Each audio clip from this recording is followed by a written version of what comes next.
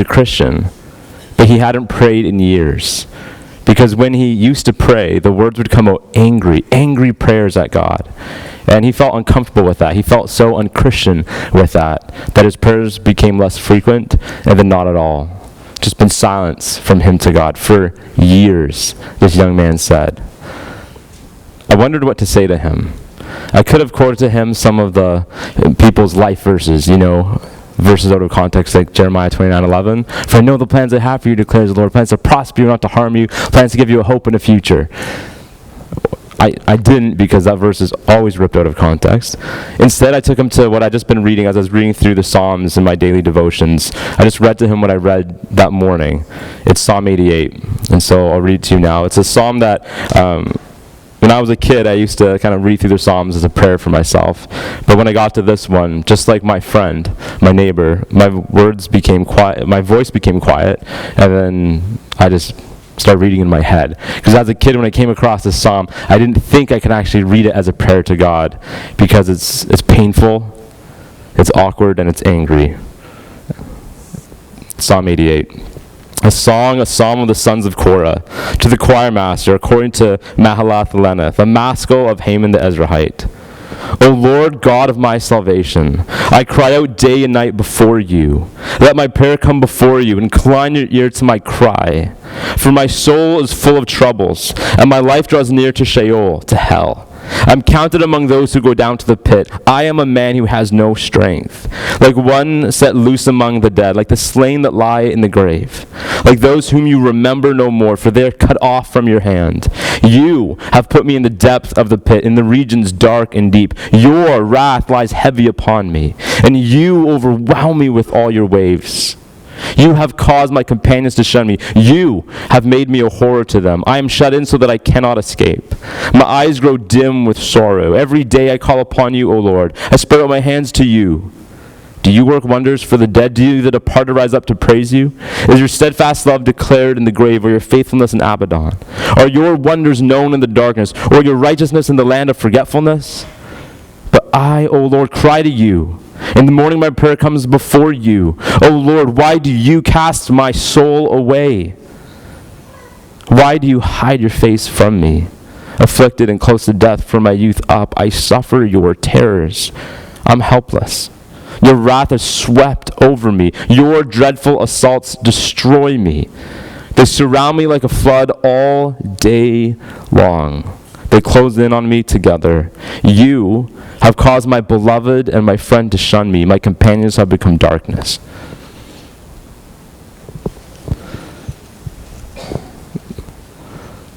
There are 150 psalms, these ancient hymns that God in his divine wisdom and love for us had included in the Bible. They provide for us a vocabulary, a language of prayer. 1 out of every 3 psalms is lament. 1 out of every 3. I'm not a great mathematician, but that's 50 of the 150 psalms are lament. Now, I'm not that familiar with the Christian radio station here, though we got to do an interview with them in anticipation of last night. So I'm not here to criticize the specific radio station. I know back where I live, the Christian radio, and often in my travels, the Christian radio I hear lots of different songs I recognize, songs I don't. I don't hear any songs of lament. Like they're always happy songs. I'm really touched. This is one of the only churches I've ever been in where I heard a lament song sung as part of worship. I'm not a math guy, I'm not a music guy, so I'm not going to really play much music for you now. But every song, not just Christian, any song, is either in the major key or the minor key. If there's a music teacher, you can correct me, but I believe this is true. Every song is either in a major key, this is a major key, and it automatically kind of feels happy to us. But this is a minor key. Sounds kind of dark, kind of damp, brooding, definitely sad. 1 out of 2 of the 2/3 of the Psalms are to be sung in the major key. The Lord is my shepherd, I shall not want. But 1 out of every 3, 50, 1 out of every 3 of the Psalms in the Bible are to be sung like this: sad, brooding, angry. And I find that in most of the churches I've ever been at, churches that I love, literally churches that I'm a member of. Not 1 out of 3, not 1 out of 10, not even 1 out of 50. None of the songs we sing are in the minor key. There's no lament. We don't sing angry songs or broken-hearted songs in our worship. They're all happy. Recently, I've been tasked with equipping pastors to better help people who are losing faith be able to find amidst the waves of the chaos of doubts, be able to find their feet back on the credibility, the rock of who Jesus is. And as I began listening to the stories of people who, in their words, are deconstructing faith, for so many of these people, including Josh Harris from the famous preacher and Marty Sampson from Hillsongs, Gungor, if some of you know those famous worship leaders, the Gungor, him and his wife, have now declared themselves atheists. If you listen to these stories of people who have lost faith in God, it almost always starts with being surprised by pain. They're going along in their Christian life all happy, and then all of a sudden, pain enters into their life, and they're surprised. And that should be surprising to us, because I understand that this church is a church that loves the Scriptures. And if you know the Scriptures, even just at a cursory level, you won't be surprised by suffering. Because the Scriptures in every genre, in every part of the Bible, you'll find the reality of pain and honesty about the human condition. But if our theology and our worship is all in the major key, while we live so much of our lives in the minor key of lament and pain, then we'll find that our lives and our theology are at discord with one another. And that is one of the reasons that this psalm is such a gift. So I'm going to go through it and see a few nuggets that we can glean from this psalm, this angry psalm. The first that you'll see is that this person is very honest with God about his pain. He's brutally honest. You'll notice that he says "you" so many times to God. You'll see that he says, "For my soul is full of troubles, and my life draws near to Sheol." That's the Hebrew word for hell. He's saying, God, I'm going through hell, and I'm counted among those who go down to the pit. You, verse 6, you have put me in the depth of the pit, in the regions dark and deep. Your wrath lies heavy upon me. You see that the first truth we can see from this, God himself had this included in the divine book. Why would God give us such vocabulary of anger to be able to pray to him? Well, the first truth we can see from the psalm is that our God is a God with broad shoulders and thick skin. He's not a God who's easily offended. You and I need to know that for those times where if we're going to pray, it's going to come out angry. We need to know that God can handle it. That's the first thing I think we can see from this. The second is, who is he complaining to? Each one of us complains throughout our day, throughout our lives. Who is he complaining to? He's complaining to God. You'll see the word "you" again and again and again. Who we complain to tells us something of who we think is in charge. I used to work at McDonald's. It was my first job. And I don't know if you're familiar with McDonald's, but the prices are set in a corporate office. I don't know if it's in Toronto or LA or wherever it is. There's a big office somewhere far from my hometown of Ottawa where they set the prices. Now, there's a lot of different positions you can have at McDonald's. You can be a manager, you can work in the kitchen. The most junior position is the guy who's in the front counter, who's taking orders. You have to get a little more training to be the one taking the drive-thru orders with a headset like this. I never got to the drive-thru. I never got to the kitchen. I was the most junior of junior employees. So I only ever was the guy who takes your order at the front counter, okay? The bottom of the totem pole. People would complain to me about the prices, okay? They'd literally be like, why is this? And talk to me about it and try to bargain with me or something. And I didn't get mad at that. I just thought it was cute. I was like, you flatter me. Like, you know, not a lot of people respect me, but you do. You think I'm corporate. You think I'm a boss. Can you tell the managers that I should be the boss? Why were they complaining to me? As if I could do anything about the price. Literally, I punched in their order, and whatever price came up was the price. I had nothing to do with it. He's complaining not to some employee or to his friends or to his dad or to his rabbi. He is not even complaining to the priest at the temple. He is bringing his lament to God. And that is one of the reasons that lament is worship. When we bring our lament to God, we're saying, God, you're in charge. Now, if you look at what's happening in his life, as you read through the psalm, you'll see that his friends are having nothing to do with him. They're kind of shunning him. He's becoming friendless. You can see that he's sick, and there's a weakness that's seeped into his body. You can see that there's despair coming in. Now, when we read it, we might not realize that from the outside, you would just see a man who's losing friends and getting sick. And we all have explanations for why that is. I don't know his particular circumstance, but there's a reason. And you and I might be tempted to blame the friends, or blame the germs, or blame the whatever it might be. This man is probably not ignorant to those reasons, but he's saying, God, you're God. You are all powerful and you're good. So what gives? This is on you, God. You can do something about this. You can heal me. You can restore friendship. God, this is on you. You'll notice that while our churches tend to be places where we don't hear or express lament, the men and women of the Bible, the great men of God, lament.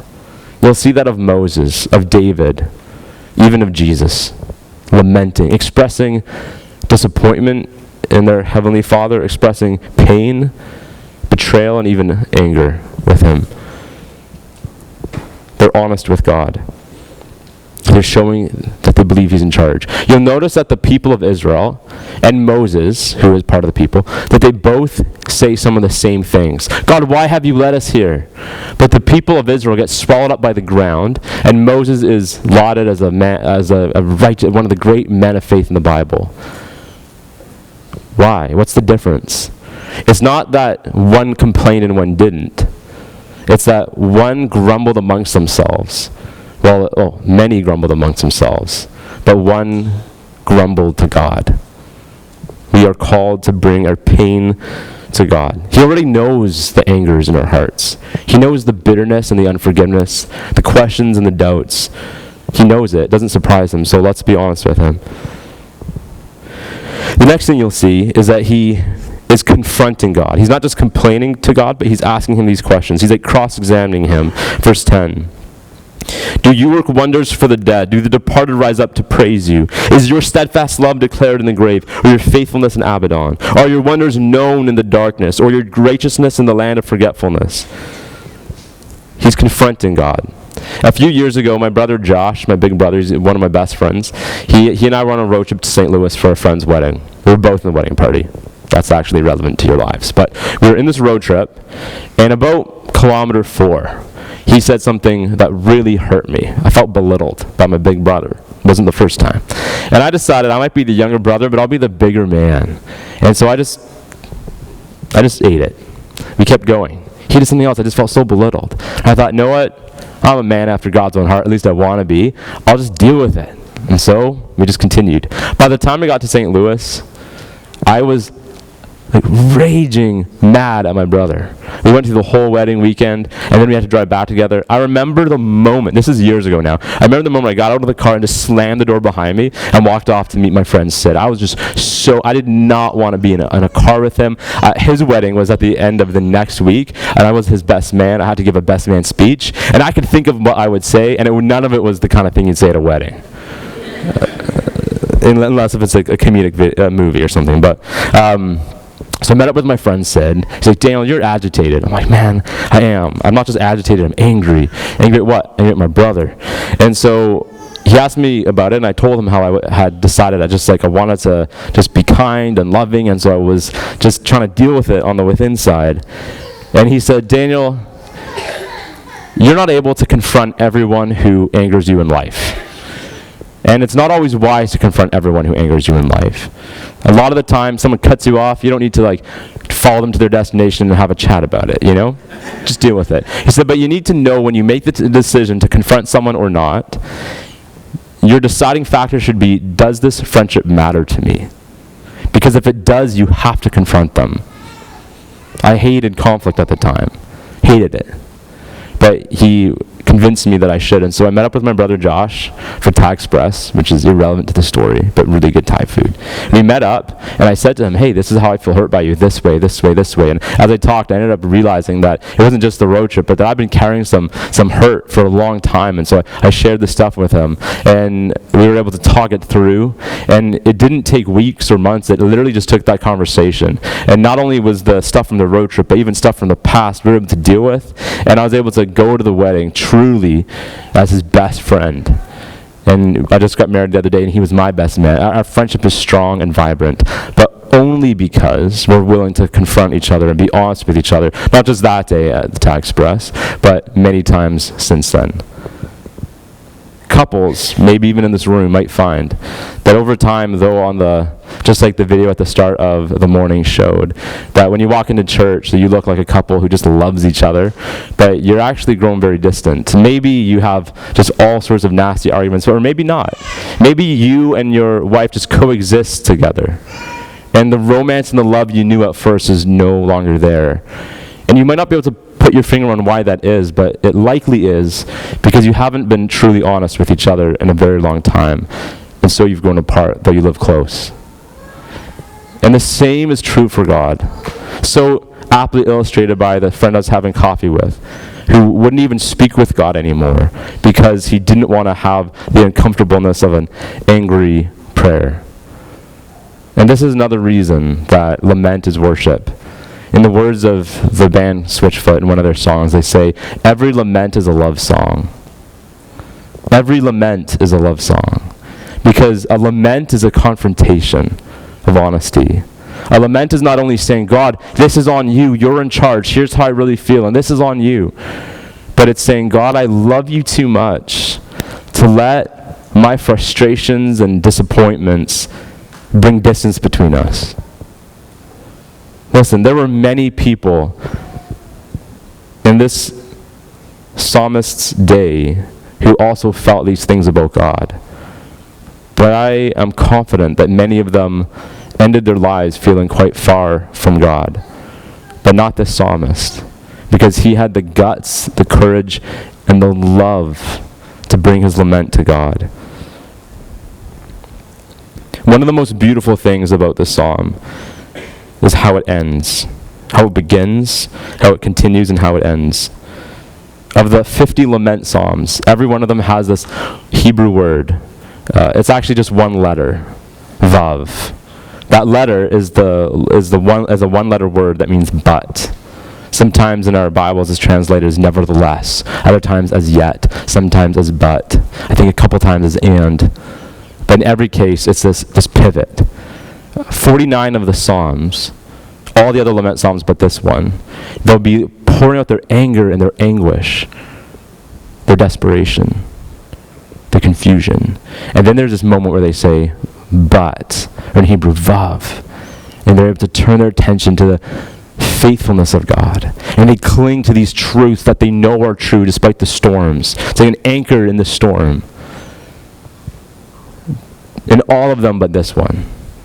And you'll find that you and I are able to get to that vav moment when we're honest with God and with ourselves. As long as we're just trying to keep it in, we don't really get there. But when we're able to say, and some of you have had this, you're praying, God, I feel so frustrated. Where are you? You got all this stuff. And as you're praying those prayers, you're able to say, God, this I know you're good.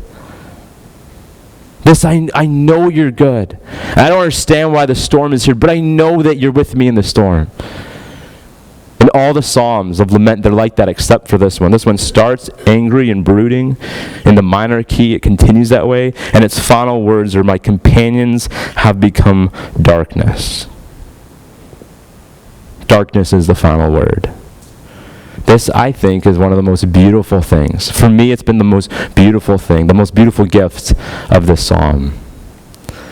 Because there are times when, despite our best efforts, we still feel empty.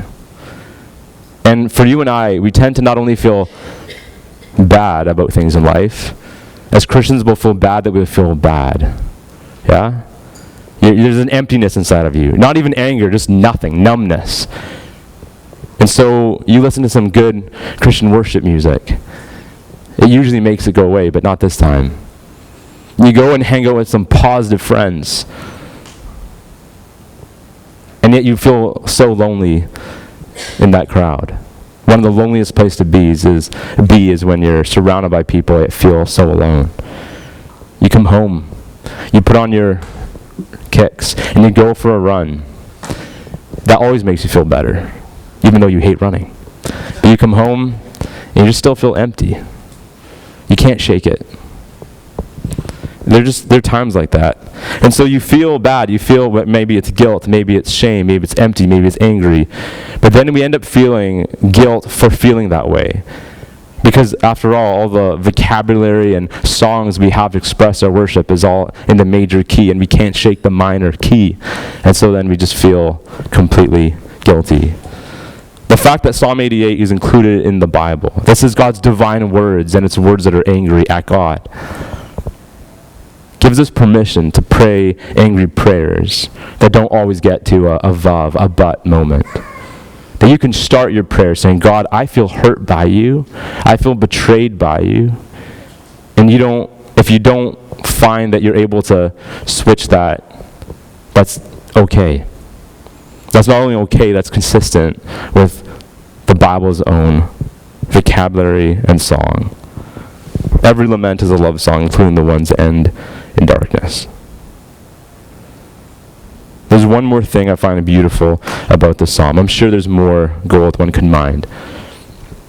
But that there is an intimacy that only those of us who have the courage to pray honest prayers find in God. There's an intimacy we have in God as we bring our most vulnerable pieces of our hearts to God. This is captured well, as all things are, by the author C.S. Lewis. Some of you are familiar with the Chronicles of Narnia. In the second to last book he ever wrote, which is a prequel to all of them, The Magician's Nephew, it follows the story of this little boy Diggory, who begins the story by blubbering or crying, as you might say in Canadian English. He's crying. And as the story continues, you see that he's crying because his mother is dying. Her body is in decay, and it seems there's no hope. As the story goes on, he's hoping against hope that Aslan, the lion that represents Jesus, might be able to help his mother. But as the story is drawing toward the end, Diggory begins truly losing hope. And that's where the story picks up. He, Diggory, thought of his mother, and he thought of the great hopes he had, and how they were all dying away. And a lump came in his throat, and tears in his eyes. And he blurted out, "But please, won't you, can't you give me something that will cure Mother?" Up until this moment, he had been looking at the lion's great feet and the huge claws on them.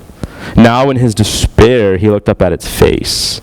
What he saw surprised him as much as anything in his whole life. For the tawny face of the lion was bent down near his own, and wonder of wonder, great shining tears stood in the lion's eyes.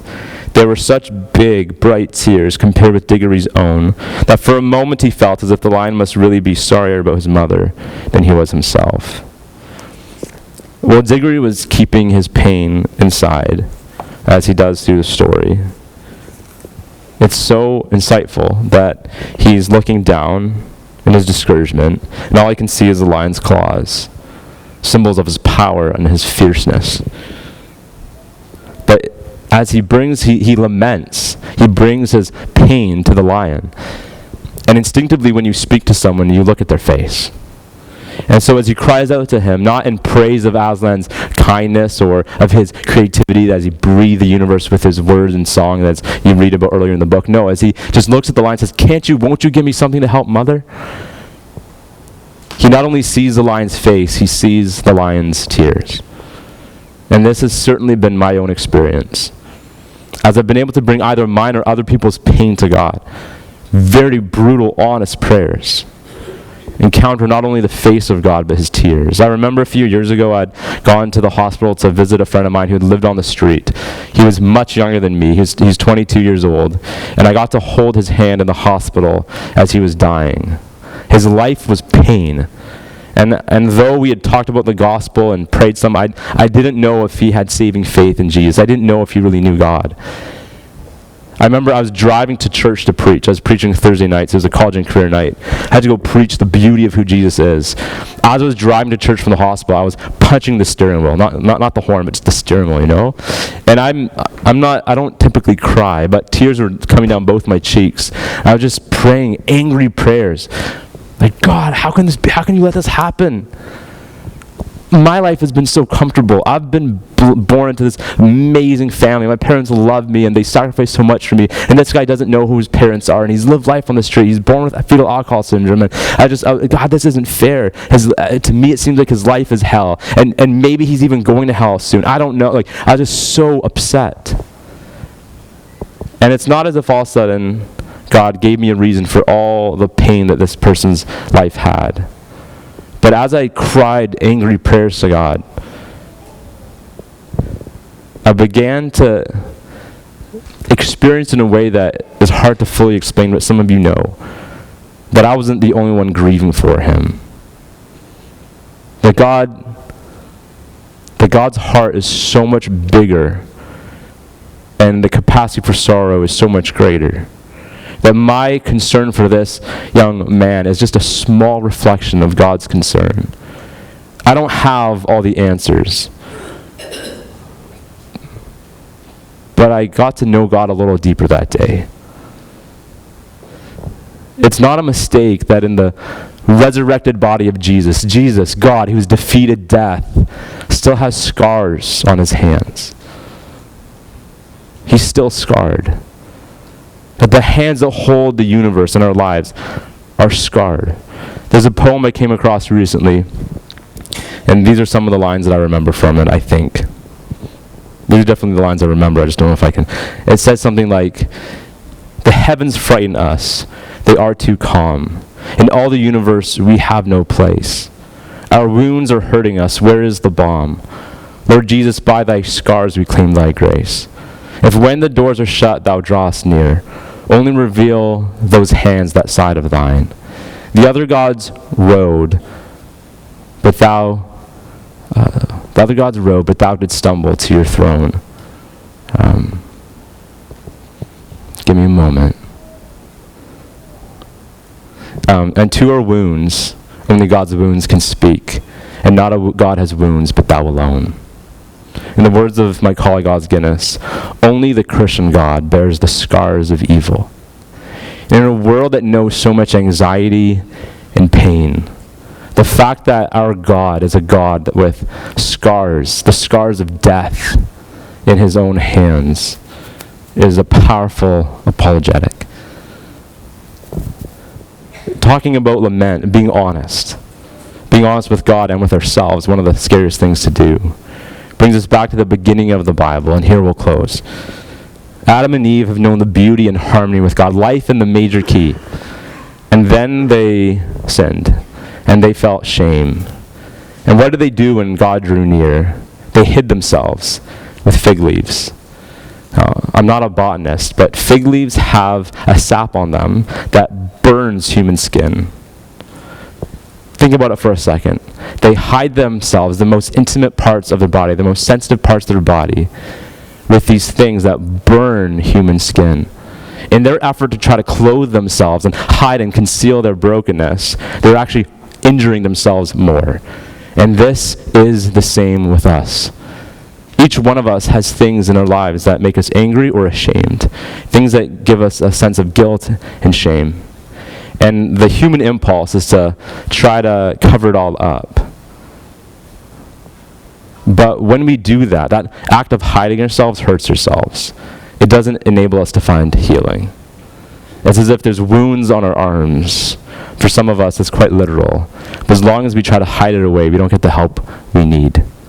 Not the help simply we want, but the help we need. And when God comes and he has them get honest with him, and then he clothes them, clearly in order for them to put on the clothes that God made for them that would actually clothe them in a healthy way. It meant they would have had to peel off the fig leaves. They would have had to get naked before God and each other.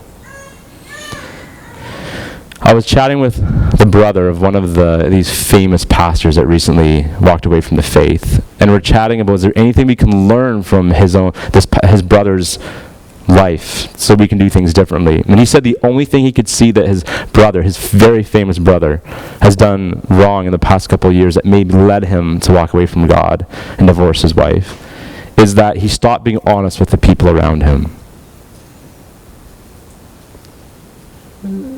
We can't have it both ways.